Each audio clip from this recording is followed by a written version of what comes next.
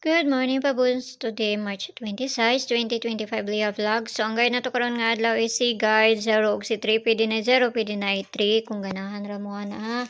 Kung na mo'y mga 0 di or na mo'y mga 3. So, nakalasturo po tagahapon.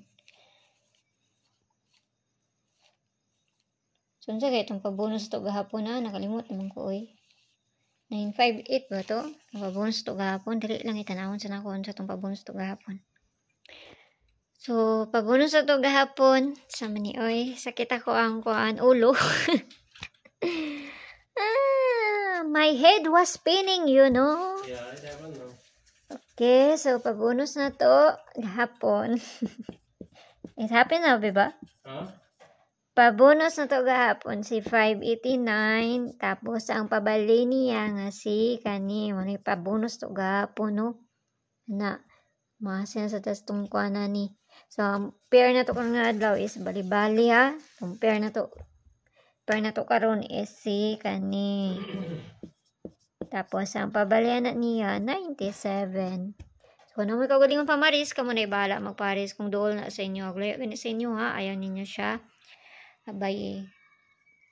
So, tanawon na to ni. Basig makakuanta.